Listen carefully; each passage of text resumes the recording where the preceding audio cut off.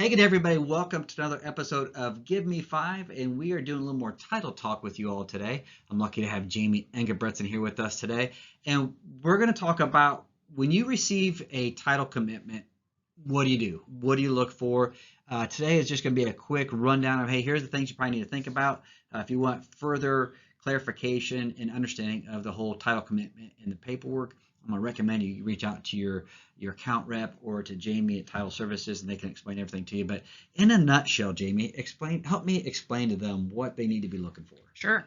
So page one, you're going to want to look at party names. Make sure buyer names, seller names are spelled correctly. Make sure that everybody that signed the purchase agreement is listed there. You're going to find instances where maybe you have a deceased seller, but we're showing both of them in title, but obviously one of them didn't sign the purchase agreement. Yeah. So those are things we can clear up really easily early in the process, right. But waiting till the closing table is not the time to deal with that. Making sure the sales price is accurate, the lender is accurate. That's all page one. So that's pretty quick. You can go through that pretty easily. Then really focus on what's called Schedule B2. That's usually page 3 and 4. It's going to go over taxes, plats, restrictions, judgments, mortgages, all that kind of stuff. You're going to want to look through that to see everything that's going on with the property. Awesome.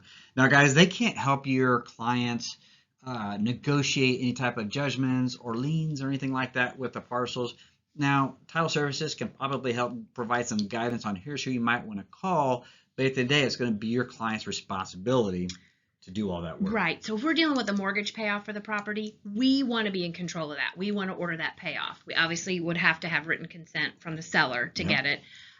Sometimes you get a lender that's really hard to work with, and sometimes the seller does have to step in and order a payoff for us because they give it to the customer faster than a third party. Federal tax liens, we cannot order those payoffs. Seller has to work directly with the IRS to get those numbers. Tax warrants for the state of Indiana, those are really easy for us to order as long as we have written authorization and a social security number. But the one thing you really want to think about, if you have seller judgments, so judgments when something has gone to court, they've rendered a judgment against the seller, we can order those with written authorization. But if your seller wants to try to negotiate that payoff down to a lower amount, that's where the seller's going to have to do it on their own. So you could have like a $2,000 Discover bill that got reduced to judgment, and maybe the seller can work with that bank or that Discover card to get it whittled down to $1,500. But the moment we step in, they got to pay the full amount. So things you want to discuss with your seller for sure. Things you guys want to definitely discuss, right? That's huge. So hopefully this information was helpful for you guys today. I actually know a little something as myself. So I always enjoy these moments, and we are so thankful that you guys are spending time with during these Give Me Five moments. And as always, if you need anything, please give us a holler here at Agent Development. We're an email, phone call, text away, and we'll look forward to seeing you at the next training event.